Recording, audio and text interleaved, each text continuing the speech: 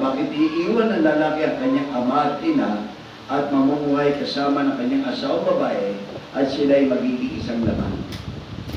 Kanina, kinausap ko si George kasi siya ay taga Bicol. So, alam na, nandito sa Cavite. Handa ko naman sumama. Saan?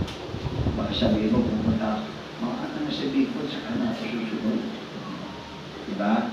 Kasi, ang layo din ay kayo ay magsasama bilang mag-asawa. Ang totoo, bumubukod pa nga ng bahay. Bumubukod pa sila ng bahay. Para doon nila pasimulan yung kanilang pagsama bilang mag-asawa. Depende yun. Nasa mag-uusap nila yun. Pero mas sitwasyon na may mga solong anak. Diba? Solong anak yung babae, solong anak yung lalaki. Depende kung may edad na yung mga magulang. Pero yung prinsipyo ng Bible, talaga magsasama kayo o bumukod ng tita. Kaya iba, hindi naman mawawala yung inyong respeto sa mga magulang ninyo. Bagamat bubukod na kayo, andun pa rin yung respeto sa inyong mga magulang. At gusto ni Diyos na Yehova na manatili yung pag-ibig. Alam po ba niya kung gano'ng katagal sila magkasintahan? Sino nakakaalam? Huwag na kayo tumaas. Okay. Tinanong ko si George, 4 na taon. Kaya kailangan yung pag-ibig at pagiging maligaya. Kung yung 4 na taon na paligaya mo, si Sister Alona, pagkatapos ng inyong kasal, ipagpapatuloy mo yun. Kasi pagkatapos ng kasal, minsan yung mga damdamin nila na ginagawa ay bago yung kasal, ipinadala mo yun. Pero pagkatapos ng kasal, unti na binabawasan. Dapat ito ay namamalagi at magiging maligaya. Kasi si Jehovah ay isang maligayang Diyos. Kaya pagdala niya ito, gusto niya na maging maligaya ang inyong pagsama at dapat na salamin sa inyong pagsasama bilang mag-asawa yung mga katangian ng Diyos na Jehovah. Yung pagiging maligaya at may biging Diyos. Ngayon, pag-usapan natin, paano ninyo magagawa na panghabang buhay? Baka yung iba, gusto nila, forever. Huwag muna kayo mag-asa sa forever, ha? Kasi ang sabi dito ay lifetime. Kasi nagbabago ang kalagayan, di ba? Dahil tayo ay nasa sa liputan pang ito na hindi natin masabi ang mga bagay-bagay na nangyayari sa buhay ng tao. Pero magagawa ninyo panghabang buhay mag-asawa na may pag-ibig at kaligayahan. Ngayon, para maging panghabang buhay na maligaya at may pag-ibig at pagsama, priority nyo dapat ay ang Diyos ni Jehovah. Dapat mas mahal mo George si Jehovah kaysa kay Alona. Sister Alona, dapat mas mahal mo ang Diyos ni Jehovah kaysa kay George. Bakit? Diyos yun. Pagkatapos doon, kasunod na yan. Secondary, mahal nyo na yung isa't isa. Pero pamunahin ang Diyos na Jehovah. Dapat unahin sa inyong pag-asawa, sa inyong buhay, ang mga payo. Yan sa kanyang salita ang Biblia. Ang pag-asawa ay gaya ng dalawang ikim. At ang magiging pangatlo ay ang Diyos na Jehovah. At tandaan niya, hindi nyo pwedeng isang tabi ang Diyos na Jehovah. Laging kasali sa inyong pag-asawa ang Diyos na Jehovah. Doon, magiging matagumpay ang inyong pagsasama. Bakit? Mapagkakatiwalain yung payo ng Diyos. Kaya pwede nyo isaalang-alang lagi. No? Bagay ngayon, ang Bible ay nasa cellphone na. Diba? Pwede nyo basahin ito pagkakalan. Bakit? Mapagkakatiwalaan ng payo ng Diyos. Sapagkat higit yan, nalalaman ang ating pisikal at emosyonal na kayarian kaysa kanina man tao nagpapayo sa pag-asawa. Actually, yung mga marriage counselor, sila mismo, yung kanilang pagsasama, bigo. Bigo yun eh. Ang gagawin nila magpayo, pero yung kanilang pagsasama bilang mag-asawa, bigo yun. Pero yung payo, mula sa salita ng Diyos sa Biblia, pag ikinapit ninyo, George, alam na, magiging matagumpay kayo. Kailangan niyong pag-aralan ng Biblia. Manalangin. Siguro, malibig pa kayong may pagkakataon na kumaating ka sa Zoom meeting. Natin si George sa Zoom meeting. Siguro, isipin natin, pandemic eh. Siguro, Sister Alona, na-attend din ang meeting sa Bicol, sa Zoom. Nasubukan mo rin, pero ay ngayon, napunta na tayo sa Kingdom. Sa Kidadalo. Sa Zoom. Alam niyo nga, natutuwa ko, this is the first time na mag-asal ko sa Kingdom. Ang totoo, kapag bibigay lang ng pahintulot, nagamitin ng Kingdom sa mga kasalan. At ito yung kauna-una kong pag-aasal sa Kingdom. At nakatutuwa yun. Bakit? Kasi dito, mapag-aaralan ninyo ang Biblia, pananalangin kayo, at makasasama kayo na magkasama. Mas mapapalapit yun. Hindi kagaya doon dati, magkaiwalay kayo sa, siguro pag na ngayon, pag ni George sa Bicol, pakikilala niya yung kanyang asawa. Ito yung aking kinuha sa Cavite. Actually, hindi kinuha, pinakasalan na. Baka sabihin, Brad? Madali pala kumuha lang sa Cavite. At pinakasalan. Gawin mo yun na lagi kayong magkasamang mag-aaral ng Biblia. Okay, pag-usapan natin yung goal mo. Actually, malipid natin nababasa sa Bible, narinig sa mga pahayag, sa mga kasalan, kagaya nito, yung papel ng asawang lalaki. Re-review lang naman natin. Hindi naman natin mag-discuss lahat. Okay. Inatasan ng Diyos ang lalaki bilang maibiging ulo ng pamilya. Kaya, George, handa ka na bang maging ulo? Okay. Paliwanag yun. Handa na siya. Ano yung nasa sakot sa pagkaulo mo? Maging mahusay sa pagpapasya gamit ang Bible. Papasya ka, laging isa sa alang-alang ang Biblia. Pero mahumula ka rin sa maibigin at mabait na paraan. Siguro kaya nagustuhan mo si George, mabait siya, no? Wako pa. Napatawa si Pilipining Witness. Totoo yun, di ba? Pero ang nagustuhan mo sa kanya, pa ko nahilay, hindi yung panlabas. Hindi yung isa siyang lingkod ni Jehovah. Kaya inaasahan, George, na ikaw ay mag-iibigin at mabait na paraan. Kaya kung ano yung bait mo doon, dapat mas mabait ka pagkatapos ng kasal. Bakit? Di yung inaasahan sa iyo. Ang pagiging ulo, magalang ka ng material. Nakapagbigay ka naman ng material, alam na. Nabigyan mo siya pera. Kahit ng paman. Ayos. Ituloy mo, ha? Alam mo yung pagbibigay ng pera. Nakakatuwa, pero in reality, minsan, di ba? Kung bago nagliligaw, panibigay na kung ano-ano. Pero pagkatapos ng kasal, wala na. Kasal yun sa pagiging ulo. Spiritual. Lalo na. Binibigyan mo siya ng material, lalo na yung spiritual ng mga bagay. At emosyonal. Importante yun.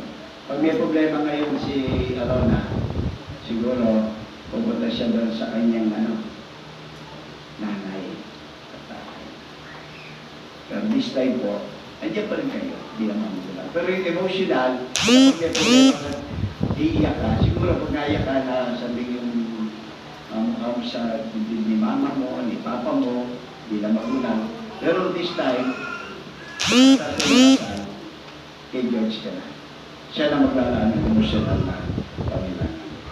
Yan din yung pag-ilibang. Nag-pandemic. Sabagay, bago kayo, bago mag-pandemic, magkakasintahan na kayo. Yung iba, hindi magkasintahan sa panahon ng pandemic. Kaya hindi nakapaglibang. Hindi nakapanood ng sine, hindi nakapag punta sa park, siguro nasa Bicol, maraming pasyalan na. Nakarating nga ba doon? Nakarating pa doon. Okay. Pero nakita niyo yung paglilibang, kasali din palang ilalaanan. Ulo ng pamilya sa kanyang asawa. Kahit magkapilang kayo sa labas ng inyong bahay, okay na yun. Importante. Huwag mo rin kasi nakalulukot, maraming mga pamilya ang ulo ng pamilya na dapat ay ilaan ang pangunguna sa pagsamba. Hindi nila nagagawa yun. Bakit? Trabaho yung tatay. Hindi na nagawa yung pangunguna sa spiritual. Dapat pangunin yun. Asali dito, yung maging timbang. Brother George, timbang. Nagtatrabaho ka para may bigay ka material, pero pamunagin yung spiritual na pangangailangan ng ipagpagay. Kaya, para ang inyong buhay pang pamilya ay maging maligaya. Kaya naman, hindi ka lang bilang ulo, hindi ka pwedeng maging diktador. Okay? Hindi ka pwedeng ako ang ulo o magpapasya. Kailangan din na maging mabait ka sa... Pero tingnan natin kung ano ang matutularan ng ating Panginoon Jesus. May kinalaman sa pagiging asawang lalaki. Tingnan natin yung Efeso 5:25, 28 at 29. Pwedeng pakibasa. Efeso 5:28, 29. Efeso 5:25 muna. Isip ko sa...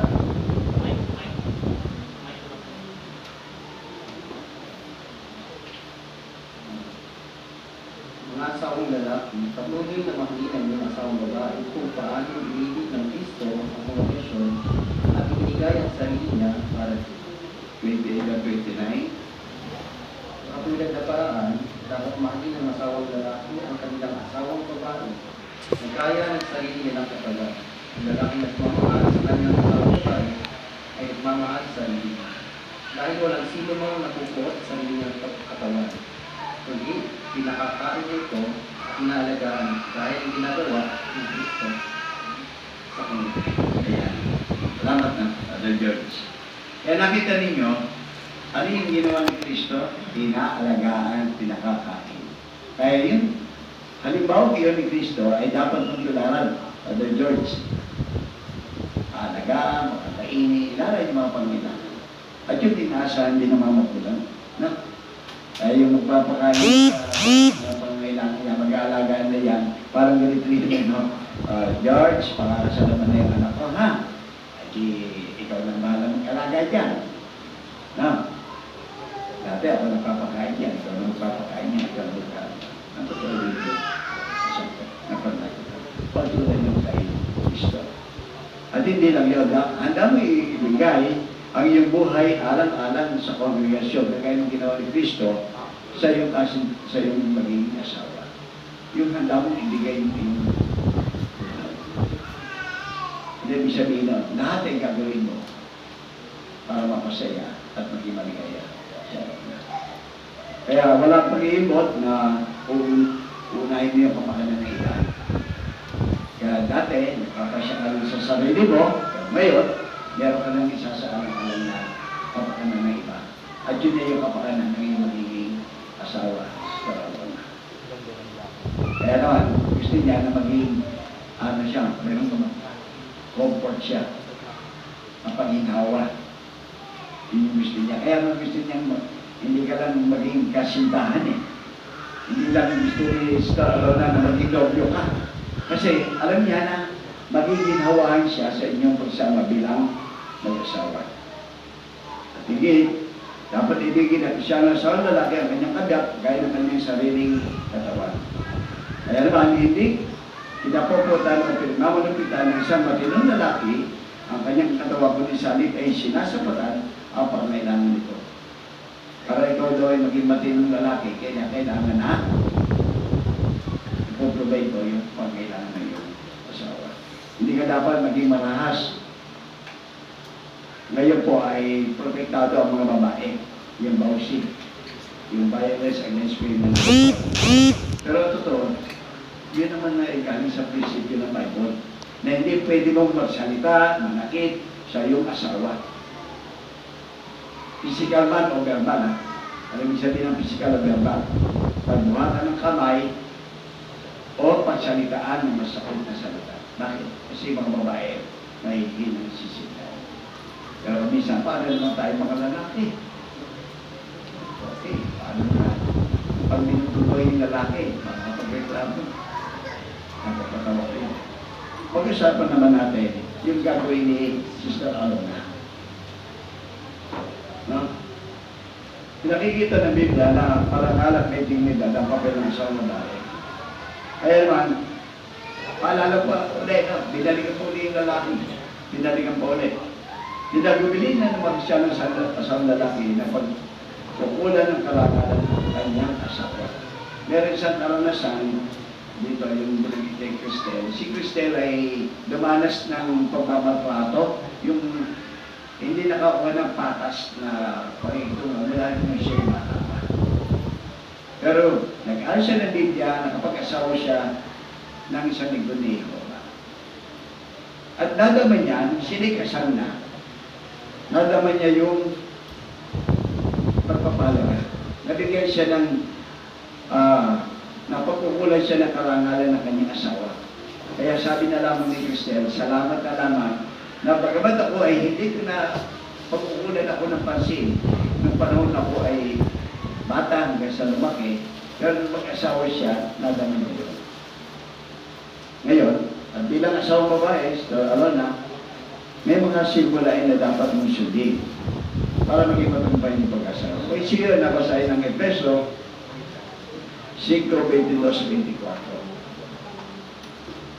Kung siya, Alona, magpasakop ang asawang babae sa kanyang asawang lalaki sa panahon ng pagpasakop niya sa Panginoon.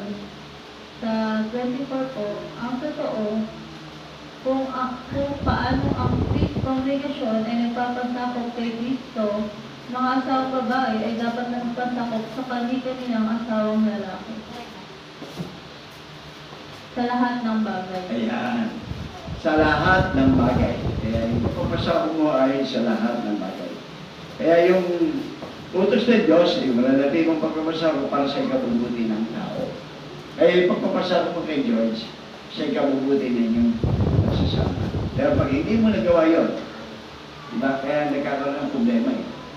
Dalawang sikreto. Love and respect.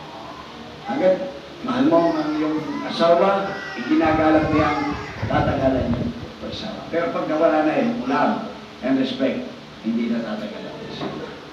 Kaya naman, kailangan na makapanguna si George at supportan mo. So, kaya anong gagawin mo? Matindi mo siya igalang. Anong gagawin mo? Makipagtulungan. Sa Efeso 5:23, gayon man, mali na bawat isa sa inyo ang kanyang asawang babae, gaya ng sarili niya. At ang asawang babae naman ay dapat magkaroon ng matindi paggalang sa kanyang asawang lalaki. Kaya mamali na siya yung asawang babae.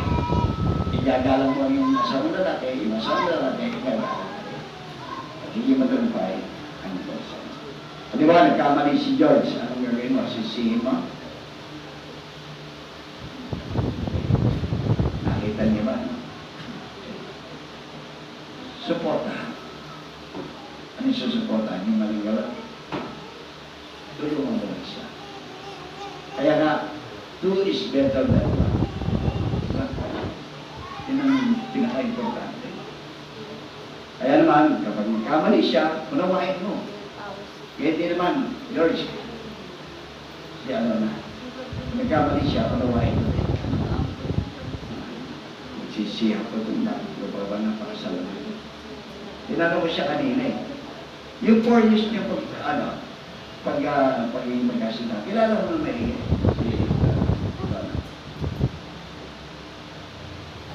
Kilala na po. Pero meron ang dapat mas kilala.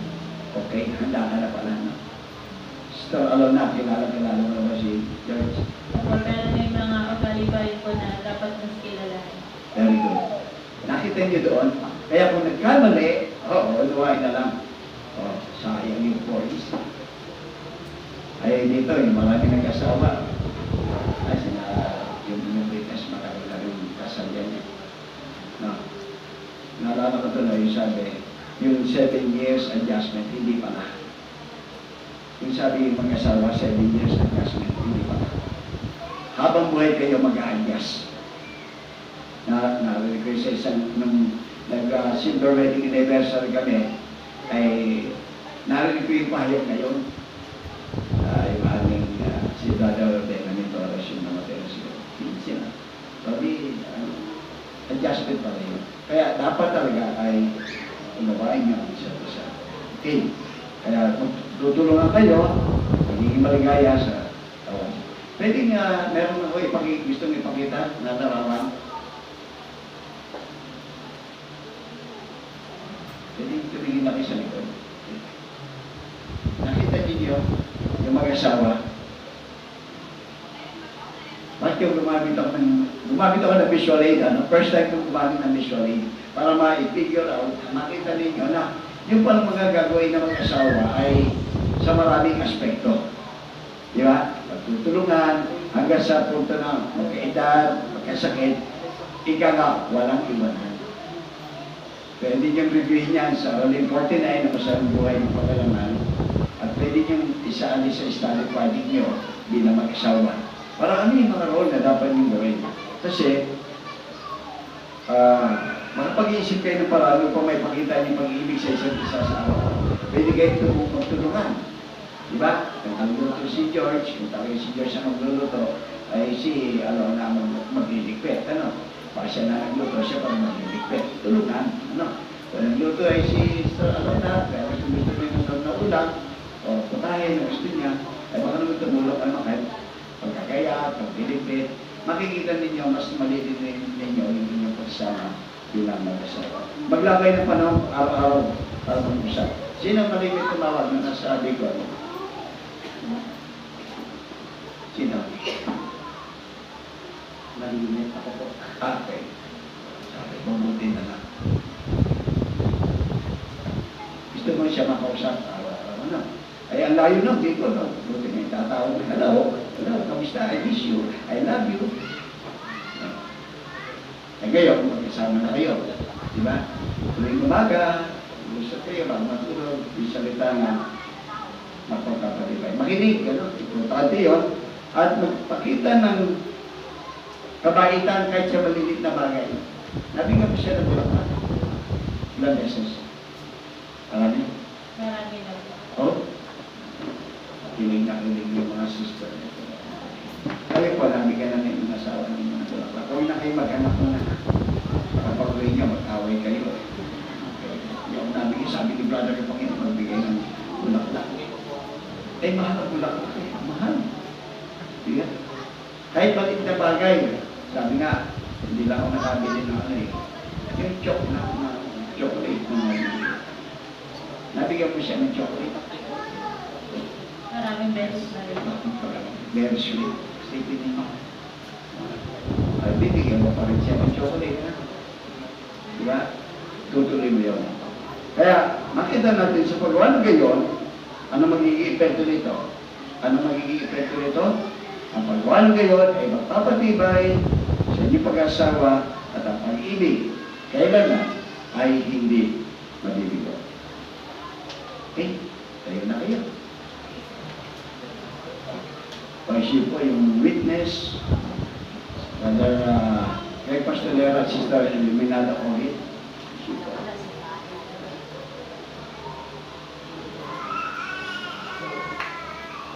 pwede po, dito po kayo sa may bibigyan, Sister. Dito po.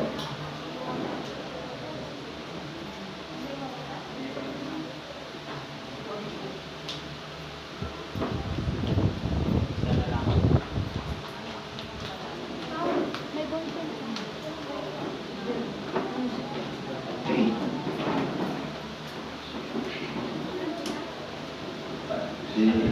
Si Brother Gagay, okay. ito po ay gagawin na ninyo yung parisan ng kasal bagang panata. Ikaw ba, George Malina Benosa, sa harap ng Diyos na Yehova at ng mga saksing ito ay kumukuha kay Alona Rebuya Antantico bilang iyong pinakasalang asawa upang ibigin at pakamahalin, alinsunod sa batas ng Diyos na nakasaad sa banal na kasulatan para sa mga Kristiyanong asawang lalaki habang kayo ikaw pa nabubuhay. Anong sagot mo?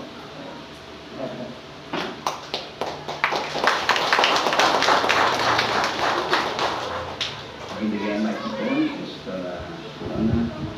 Ikaw ba, Alona Rebuya Antantico, sa harap ng Diyos na Yehova na masaksing ito ay kumukuha kay George Malina Benosa bilang pinakasalang asawa upang ibigin at pakamahalin at matinding igalang alinsunod sa batas ng Diyos na nakasaad sa banal na kasulatan para sa mga Kristiyanong asawang babae habang kayo ikaw pa nabubuhay. Opo.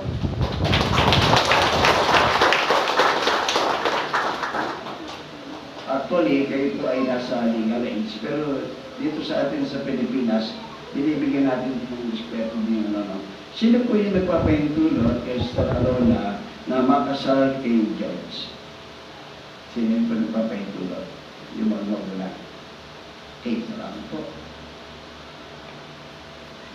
Dako na tayo sa talagang panata ng pag-asawa. Ito naman ay susundan mo lang ako. No, kanina sumunod ka lang ako. Ngayon susundan mo ako. No? Okay. Handa na ba, George? Ako si George Malina Benosa ay kumukuha sa iyo ay kumukuha sa iyo Alona Rebuya Antantico upang maging aking pinakasalang asawa, upang maging aking pinakasalang asawa, upang ibigin at pakamahalin alinsunod sa batas ng Diyos na nakasaad sa banal na kasulatan para sa mga Kristiyanong asawang lalaki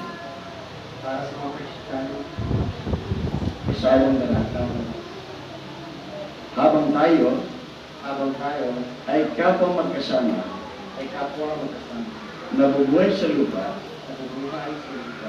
ayon sa kaisan ng Diyos sa pag-asawa. Okay.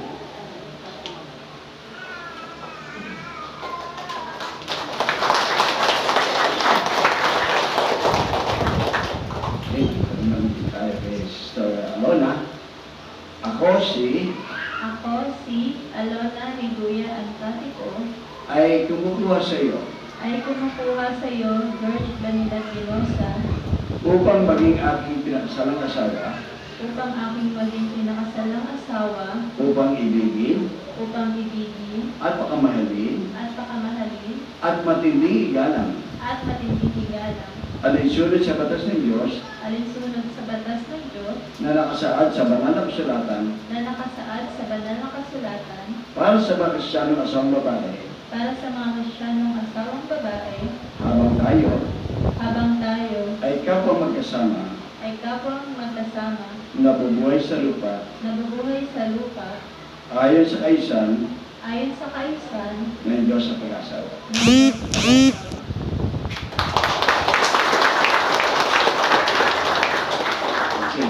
Napansin ko meron kayong sinsing.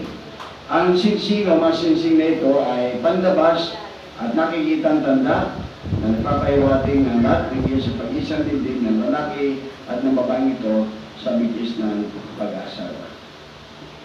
Kaya hindi na piso.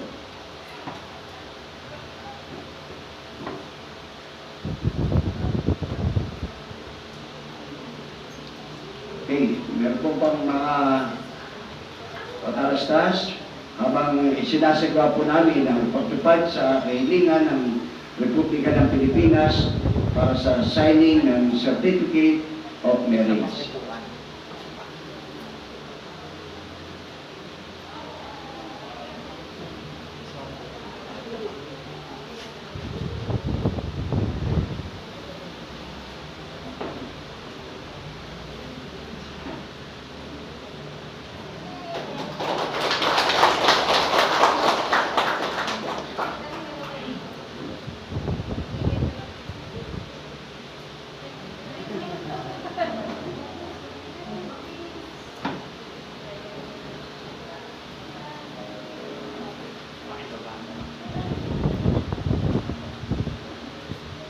pinakikisuyuan ng lahat na manatiling tahimik sa kanilang upuan habang nilaladaan ang marriage certificate.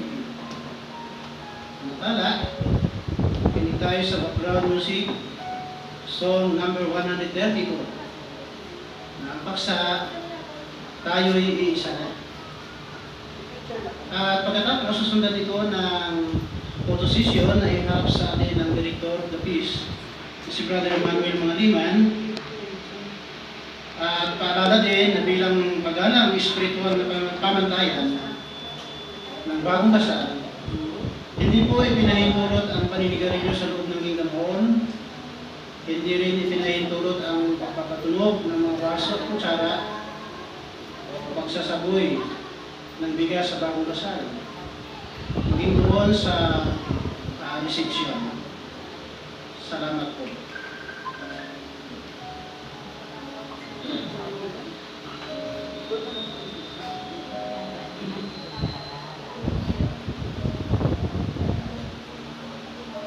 At pagkatapos, pakisuyuan natin si Brother Rudy Kapangyarihan para sa pansarap.